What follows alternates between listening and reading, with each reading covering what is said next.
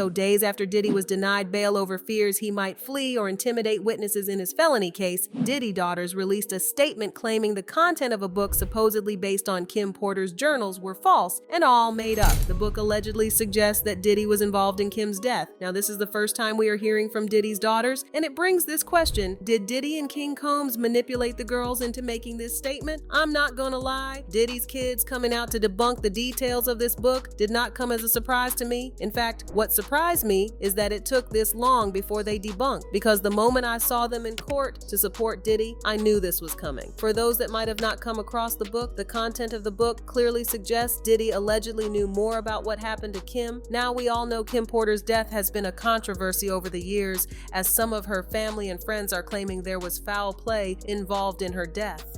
For those that might not be aware, after Kim passed on, an autopsy was performed and foul play was suspected right away. During the investigation, something strange happened. Ed Winter, the original coroner, declared Kim's death a homicide after discovering traces of poison in her body. However, he was suddenly removed from the case and barred from continuing the investigation. A new coroner then took over, but his handling of the case raised concerns. It took him 2 weeks to determine that Kim died from pneumonia, a diagnosis that normally wouldn't take that long, sparking speculation that they were stalling to come up with a different cause of death. Furthermore, the second coroner completely ignored Ed Winter's findings of poison, and to this day, no one knows what happened to Winter's original autopsy report, deepening the mystery around Kim's death. A friend of Kim Porter who didn't want to be named said there were questions about the manner in which she died. The friend said the reports about Kim being found unresponsive by the house help was a lie made up by Diddy. She was actually found on her bed with blood on her pillowcases and a slight trail of blood on the bedroom floor that led to the bathroom. She was also strategically placed on the bed to mess with the police investigation. Now, after Kim died, it was reported that she was writing a book that centered on her toxic relationship with Diddy, and the content of the book could lead to a federal investigation. This was believed to be the reason why Diddy put a hit on her, so the book could never be released. One of the publishers of the book actually confirmed this when they said Sean has put the clamps on Kim Porter's book from making it to the shelves, but it looks like someone may have gotten their hands on a copy of Kim Porter's journals and books, because a few weeks ago, an alleged memoir by Kim Porter titled Kim's Lost Words: A Journey for Justice from the Other Side surfaced on Amazon Books. The memoir, reportedly based on Kim Porter's writings, was released, and the author of the book claims to have received a flash drive containing the book from 2 music industry sources, but insists that he believes it to be true. The book quickly became an Amazon bestseller just days after Diddy was arrested at a New York hotel, following a federal grand jury indictment on charges of racketeering conspiracy, sex trafficking by force, fraud, and transporting people for prostitution.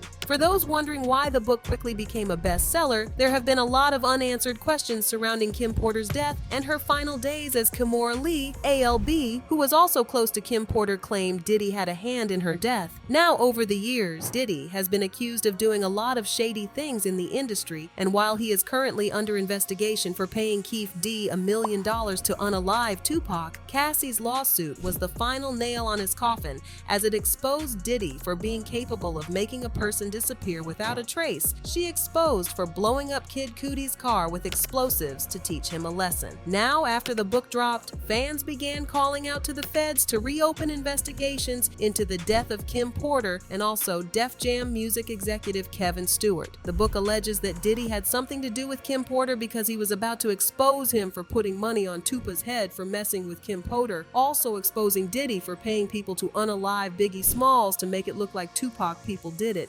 While fans were discussing the possibility of the book's contents being true, Diddy's children released a joint statement saying their mom never wrote a book and that the details in it were purely fictional. The statement says, "We have seen so many hurtful and false rumors circulating about our parents, Kim Porter and Sean Combs' relationship, as well as about our mom's tragic passing, that we feel the need to speak out. Claims that our mom wrote a book are simply untrue. She did not, and anyone claiming to have a manuscript script is misrepresenting themselves. Additionally, please understand that any so-called friend speaking on behalf of our mom or her family is not a friend, nor do they have her best interests at heart. Our lives were shattered when we lost our mother. She was our world, and nothing has been the same since she passed, while it has been incredibly difficult to reconcile how she could be taken from us too soon. The cause of her death has long been established. There was no foul play. Grief is a lifelong process, and we ask that everyone respect our request for peace as we continue to cope with her loss every day.